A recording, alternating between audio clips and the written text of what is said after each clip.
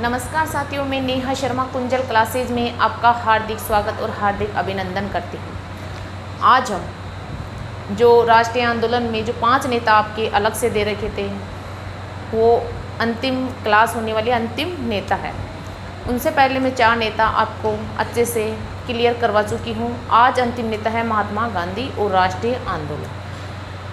अब ये 3 टॉपिक आपके क्लियर हो जाएंगे, फिर 2-3 टॉपिक और बचेंगे, फिर आपकी हिस्ट्री क्लियर। ठीक, अब हम महात्मा गांधी के बारे में थोड़ी बहुत चर्चा कर लेते हैं कि महात्मा गांधी का जन्म, पिता माता, तो इनका जन्म सब जानते हो 2 अक्टूबर 1869 को गुजरात पोरबंदर में हुआ था।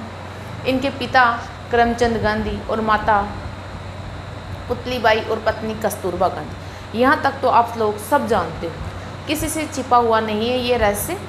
अब हम बात कर लेते हैं कि गांधी जी ने शिक्षा कहाँ से प्राप्त की, कौन कौन से समाचार पत्र निकाले, कौन कौन से आंदोलनों में इन्होंने भाग लिया, सहयोग किया, अंग्रेज़ों को कैसे निकाला, इन सब की चर्चा हम आगे इस वीडियो में करने वाले हैं।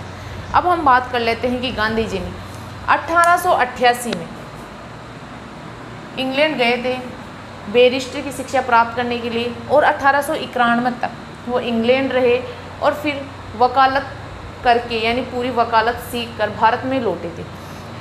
तो फिर गांधी जी भारत आ गए थे 1891 में, लेकिन 1893 में दादा अब्दुल्ला एंड कंपनी, एक कंपनी थी दादा अब्दुल्ला एंड कंपनी के मुकदमे की पैरवी करने हेतु गांधी जी वापस दक्षिणी अफ्रीका चले गए थे। कौन सी कंपनी थी?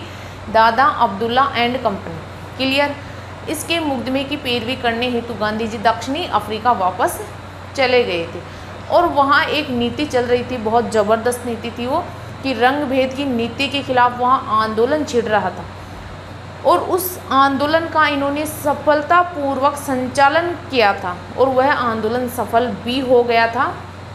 और फिर इस आंदोलन का सफलतापूर्वक नेतृत्व करके गांधी जी 1915 में दक्षिणी अफ्रीका से भारत लौटे थे, और उन्होंने दक्षिणी अफ्रीका में 2 आश्रमों की स्थापना की थी। 2 आश्रमों की स्थापना की थी। वो 2 आश्रम आपके, एक आश्रम है टोलस्टॉय,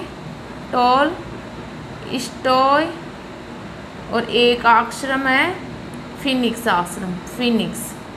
2 आश्रमों की स्थापना गांधी जी ने दक्षिणी अफ्रीका में की थी, और सबसे पहले गांधी जी ने सत्याग्रह का प्रयोग भी दक्षिणी अफ्रीका में किया था।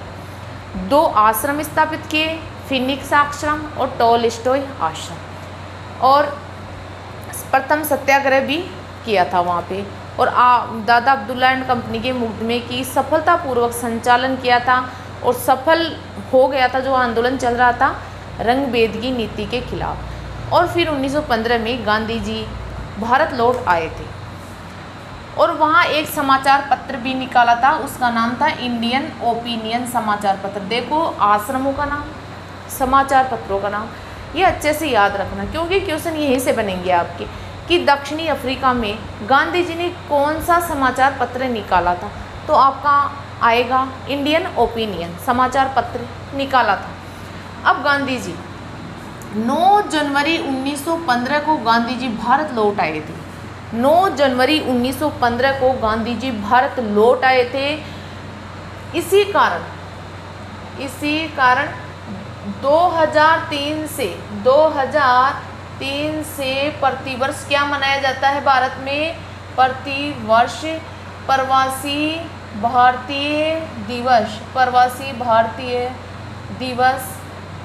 मनाते हैं। प्रवासी भारतीय दिवस मनाते हैं। ये इम्पोर्टेंट क्वेश्चन है। देखो, प्रवासी भारतीय दिवस मनाते हैं, हर साल मनाते हैं 9 जनवरी। ये इसी की याद में मनाते हैं, महात्मा गांधी जी की याद में मनाते हैं, क्योंकि 9 जनवरी 1915 को गांधी जी दक्षिणी अफ्रीका से भारत लौटे थे, और अपने आंदोलन का सफलतापूर्वक संचालन करके लौटे थे। इसी याद में प्रवासी भारतीय दिवस मनाते हैं। भारत में 2003 से लगातार मनाते आ रहे हैं। क्लियर? यहाँ तक कोई डाउट नहीं होना चाहिए। फिर 1916 की लखनऊ अधिवेशन हुआ था। 1916 में लखनऊ अधिवेशन हुआ था, तो गांधी जी ने इसी अधिवेशन में भाग लेकर अपने राजनीतिक जीवन की शुरुआत की थी। 1916 के लखनऊ अधिवेशन में भाग लेकर राजनीतिक जीवन की शुरुआत की थी। ये आपको लाइन टू लाइन याद होनी चाहिए, वेरी मोस्ट इम्पोर्टेंट फैक्ट है। मैं केवल फैक्ट लेके आई हूँ, फालतू का कचरा नहीं लेके आई हूँ। फिर 1916 में गांधी जी ने साबरमती आश्रम की स्थापना की थी। साबरमती आश्रम की स्थापना कहाँ की थी? अहमदाबाद। अहमदाबाद कहाँ है? आपके गुजरात में। तो उन्होंने साबरमती आश्रम की स्थापना की थी 1916 में, अहमदाबाद गुजरात में। फिर 1917 में गांधी जी ने चंपारण यानी एक आंदोलन चलाया था, और चंपारण आंदोलन बिहार में 1917 का चंपारण आंदोलन बिहार। ये गांधी जी का पहला आंदोलन था जिसमें ये आंदोलन क्या था? चंपारण आंदोलन। पहले तो ये समझो आप कि चंपारण आंदोलन था क्या।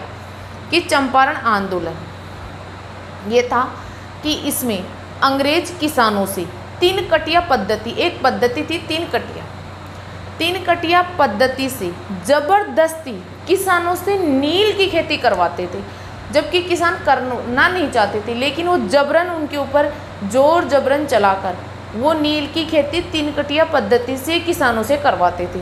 इसी के खिलाफ बिहार में एक आंदोलन चलाया गया था, चंपारण आंदोलन 1917 में। आई बात समझ में? तो गांधी जी ने इस आंदोलन का नेतृत्व किया, भाग लिया, और गांधी जी के सहयोगी कौन कौन थे इस आश्रम में? राजेंद्र प्रसाद, महादेव देसाई, अनुग्रह नारायण सिंह, मजरूल हक और नरहरि पारिक। ये लोग गांधी जी के सहयोगी थे चंपारण आंदोलन बिहार में। फिर 1918 तक अंग्रेजों के सहयोगी बनकर रह रहे थे कौन? गांधी जी। यानी उनके विरोध नहीं कर रहे थे अंग्रेजों का, बल्कि उनके सहयोगी के रूप में रह रहे थे, हाँ में हाँ ना में ना। और प्रथम विश्व युद्ध में सहयोग के कारण अंग्रेजों द्वारा केसर ए हिंद की उपाधि दी गई थी। किसकी उपाधि दी गई थी?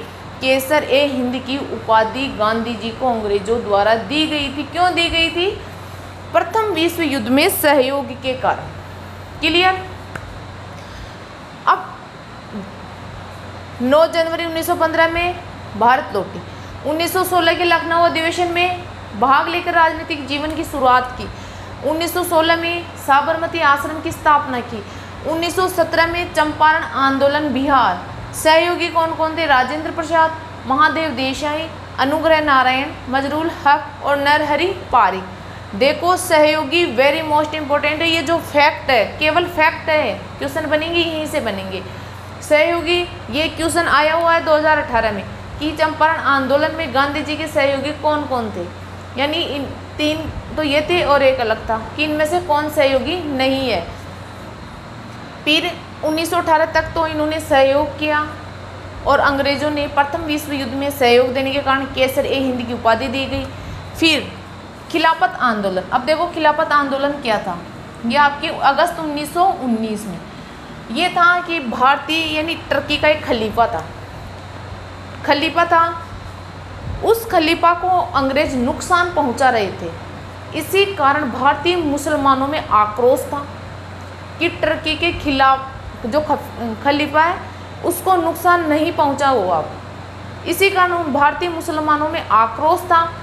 तो उनकी 2 मांगी थी भारतीय मुसलमानों की। पहली क्या थी कि जो टर्की का विभाजन कर दिया था कि टर्की के विभाजन को रद्द किया जाए, पहली बात। दूसरा जो खलीफा पद है ना उसको समाप्त कर दिया था, तो खलीफा पद को वापस स्थापित किया जाए। लेकिन अंग्रेजों ने दोनों ही मांगों को मानने से इनकार कर दिया था कि ना तो टर्की का विभाजन रद्द किया जाएगा और ना ही खलीफा पद को स्थापित किया जाएगा। तो गांधी जी ने मोहम्मद अली और शौकत अली के नेतृत्व में आंदोलन चलाया। मोहम्मद अली, शौकत अली, नाम याद रखना, सन याद रखना, डेट याद रखना, सहयोगी याद रखना। मोहम्मद अली और शौकत अली के नेतृत्व में आंदोलन चलाया और फिर यह आंदोलन ज़ोर शोर से चला और आखिर में अंग्रेज़ों को हार माननी ही पड़ी। तो इस स्लाइड में क्या क्या है आपके?